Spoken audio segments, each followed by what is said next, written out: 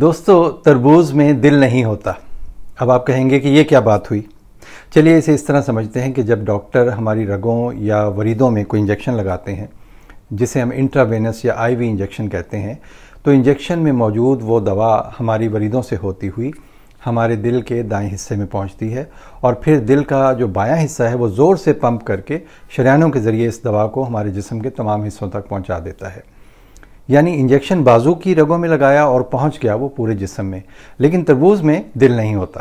اس لیے تربوز کے کسی ایک حصے میں لگایا گیا لال رنگ یا چینی یا سیکرین کا کوئی بھی انجیکشن کبھی بھی پورے تربوز میں یکساں طور پر نہیں پھیل سکتا۔ ہاں، یہ اور بات ہے کہ کوئی پہلے سے کٹے ہوئے تربوز کے چھوٹے چھوٹے حصوں یا پھانکوں پر لال رنگ یا میٹھا یا سیکرین وغیرہ چھڑک دے تو وہ آپ نہ کھائیں، ورنہ بغیر کٹے ہوئے کچے تربوز کو لال اور میٹھا کرنا انجیکشن کے ذریعے ناممکن ہے۔ دوسری بات یہ کہ پھلوں کو اللہ تعالیٰ نے مختلف رنگ دیے ہیں۔ تربوز کا لال رنگ اس کے اندر پایا جانے والا ایک قدرتی کیمیکل لائکوپین ہے۔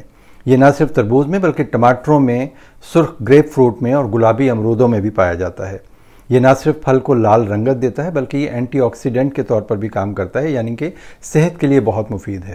اور اگر اس قدرتی لال رنگ یا لائکوپین کے ساتھ اگر آپ کوئی سفید کپڑا یا ٹشو لگائیں گے تو یقیناً یہ اس کا رنگ بھی گلابی کر دے گا یا سرخ کر دے گا۔ اعلان ختم ہوا۔